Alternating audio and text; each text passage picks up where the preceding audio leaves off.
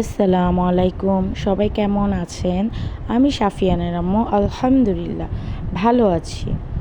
সারাদিন কত কাজ করি না, আর এই কাজের ফাঁকে যদি আমরা কিছু আমল করতে পারি, যেমন জান্নাতে যাওয়ার 4টি আমল আছে। 1, আল্লাহর সন্তুষ্টির জন্য লা ইলাহা ইল্লাল্লাহু পড়লে তার জন্য জাহান্নাম হারাম হয়ে যাবে। 2, অজুর পর কালিমা শাহাদাত পাঠ করলে তাহলে আপনি যে দরজা দিয়ে ইচ্ছা জান্নাতে প্রবেশ করতে পারবেন। 3 নাম্বার হলো প্রতিদিন অন্তত কয়েকবার সূরা ইখলাস পাঠ করবেন। যে ব্যক্তি সূরা ইখলাস পাঠ করবে তার জন্য জান্নাত সুনিশ্চিত। 4 নাম্বার হলো নিজে সঠিক হওয়া সত্ত্বেও ঝগড়া পরিহার করবেন।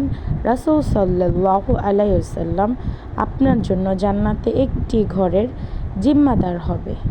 এই হলো জান্নাতে যাওয়ার 4টি আমল। হে আল্লাহ, আপনি আমাদেরকে তৌফিক দান করুন এই আমলগুলো যেন আমরা করতে পারি। সবাই আমার ভিডিওটা শেয়ার করে দিবেন যেন সবাই এই আমলগুলো করতে পারে। সবাই ভালো থাকবেন। আল্লাহ হাফেজ।